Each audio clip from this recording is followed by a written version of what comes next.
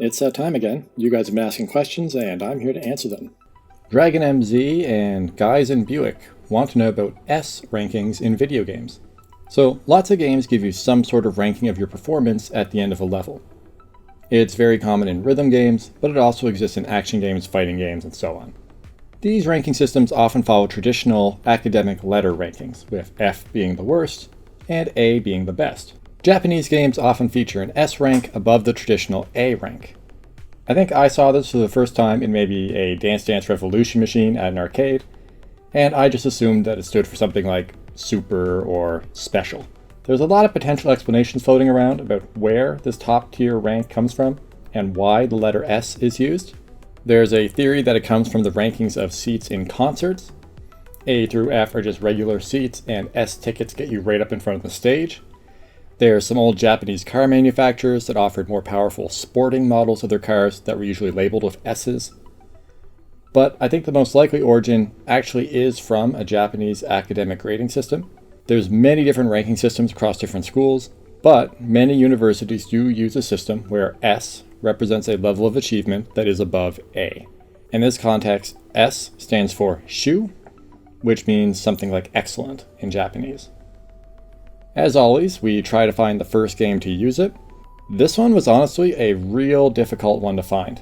My usual method for this sort of question is just to search around the internet. There's usually an article or a few message boards where people are discussing it, and I use that as a starting point. But in this case, it's just not a thing that anyone seems to be keeping track of, and there's a lot of people out there with sort of vague, incorrect memories.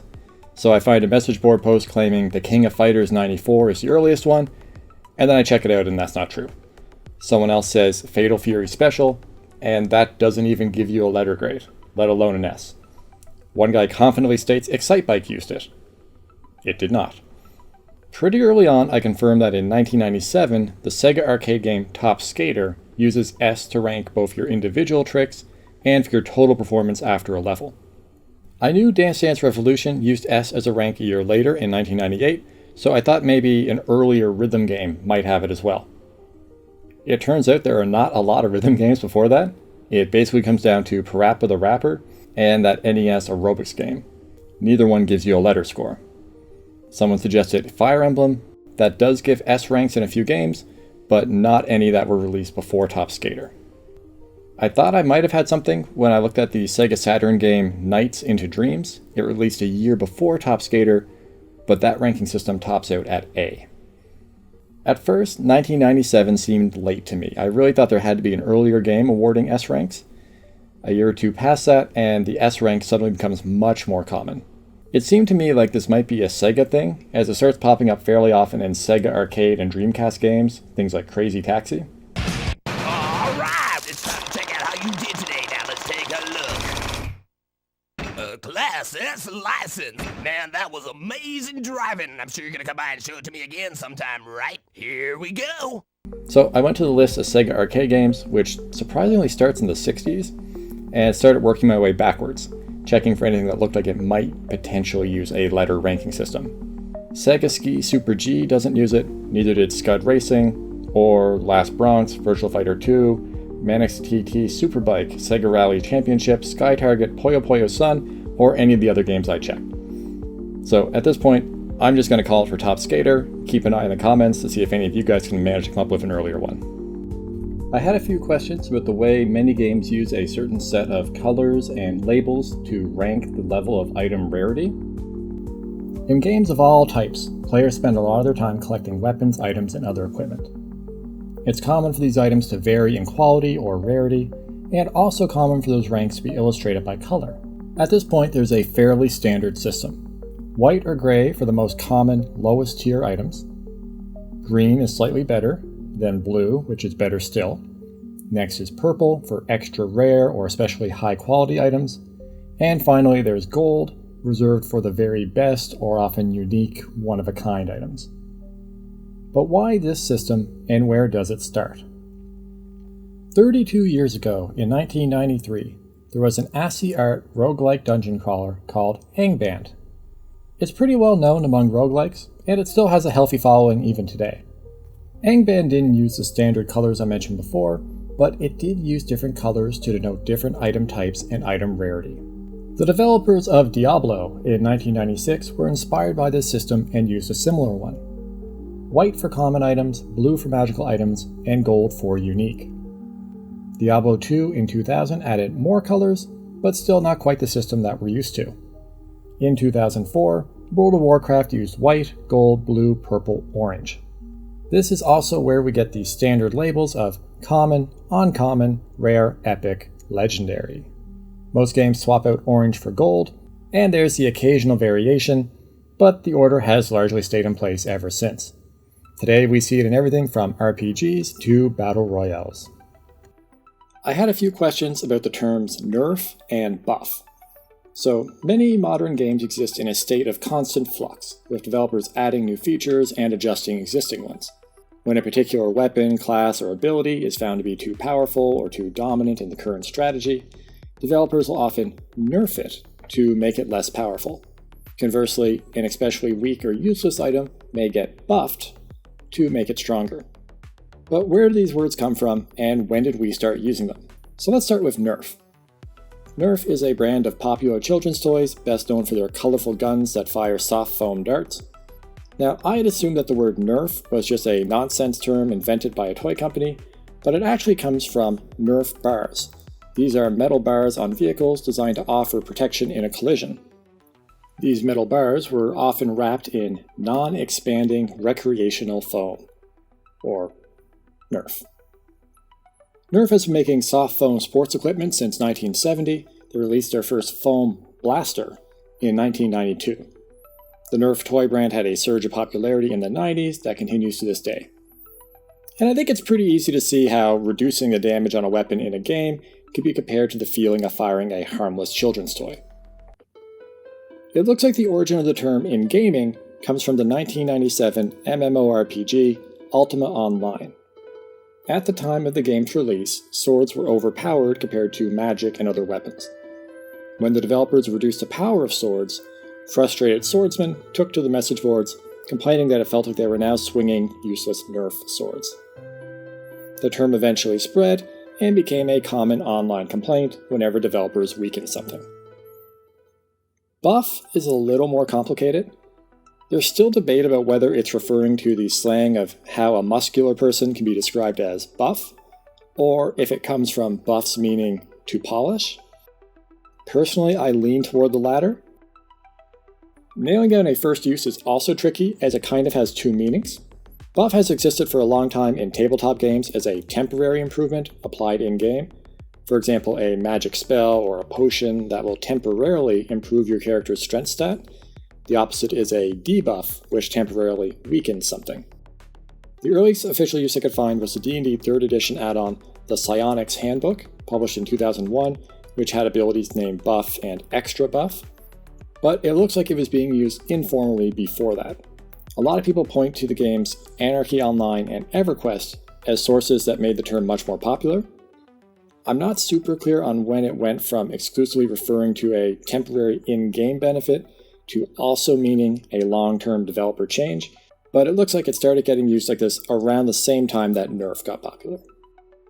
GameSake999 and GuakiLol had questions about the word glitch. Glitches are something I'm sure everyone here is familiar with. In gaming terms, it's some sort of bug or error that causes a game to act in an unexpected way. Gamers tend to separate glitches from bugs, in the sense that a bug is a negative problem, something broken that prevents the player from enjoying the game. Glitches, on the other hand, are usually a bug in the code that the player exploits on purpose, either to get an in-game advantage or maybe for a humorous effect. But where does the word come from? You may have heard the classic story that the first computer bug was a literal bug that was disrupting the physical systems of a computer. While this is a true story that really happened, the word bug had been used to describe problems long before that. Even Thomas Edison used the word to describe problems in his inventions. Glitch is also a pretty old word. It's believed to come from the Yiddish glitch, meaning to slip or skid, and the German glitschen, meaning to slip. It was used in the 40s and 50s by engineers and radio operators to describe a brief malfunction in electrical circuits or equipment. Glitch gained wider public attention during the early years of the US space program. Astronaut John Glenn used the word during his 1962 Mercury Atlas 6 spaceflight, describing minor technical problems as glitches. NASA began using glitch to refer to other small unexpected malfunctions in spacecraft systems. And then as computers became more popular, the term migrated to software development and eventually to its current use in video games. Beacon of Light and Jesse Gartung want to know about the first game to have a hub world or level. A hub level is a level in a game that the player can explore that allows them to enter other levels.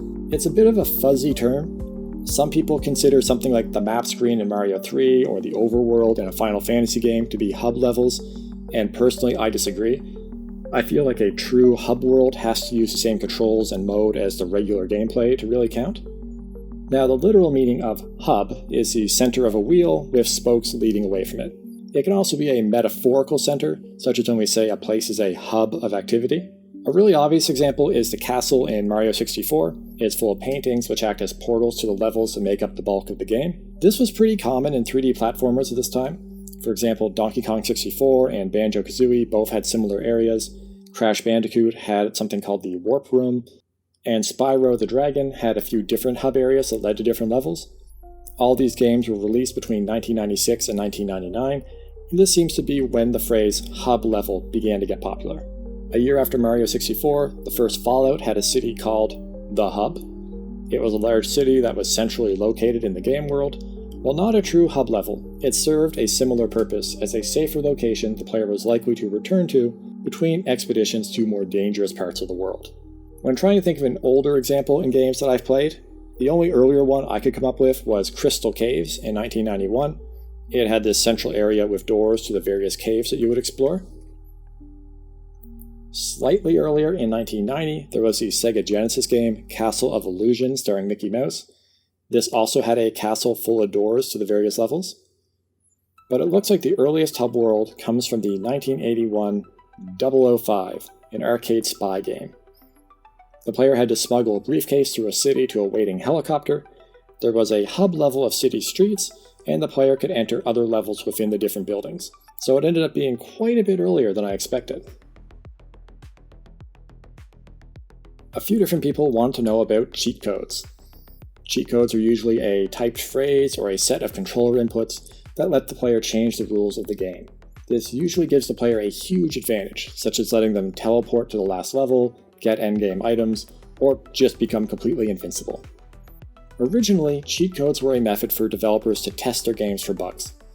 Imagine you're making a game and you want to check if the last level worked correctly, or tweak a weapon that requires hours of play to find. Wouldn't it be a lot easier if you could just skip to the last level or just instantly get all the weapons in the game? Players eventually started finding these codes and sharing them to each other. It's been decades since I played it, but I could still tell you that typing IDDQD will make you invincible in the first Doom, or that power overwhelming in StarCraft has the same effect on your units. Eventually, developers began adding codes with the assumption that players would learn of them, so they started offering more fun, wacky codes as well. Probably the most famous cheat code is the Konami code, up, up, down, down, left, right, BA. This code first appeared in the NES port of Gradius. It became famous in the game Contra for giving the player 30 lives, and making the very unforgiving game somewhat beatable for an average player. Since then, it has appeared in over 100 Konami games, as well as at least 50 games made by other developers. It even made the jump outside of games. It appeared in the movie Wreck-It Ralph. Up, up, down, stop. My daughter has this little fake Game Boy that plays different sound effects when you put it in. Down. 4, 1, 3, 1, 3. Red, purple.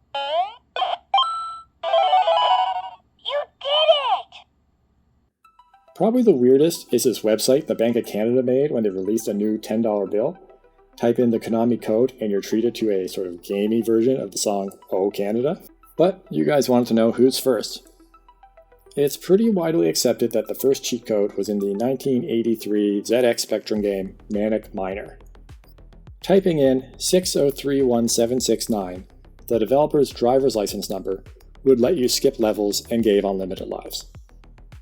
Some people point to the classic XYZZY from Colossal Cave Adventure as an earlier cheat code, but I don't think so. It's a magic password that's actually found in the game that lets you teleport, and it's used to solve a few puzzles. Experienced players that already know the magic word can use it right away to skip portions of the game, but it's not really a cheat code like we've been talking about. So, Manic Miner it is. And that's where we're going to wrap it up for today. As always, thank you to everyone that suggested questions and topics. If you've got your own little question or topic that you'd like me to take a look at, let me know in the comments, and I'll see you next time.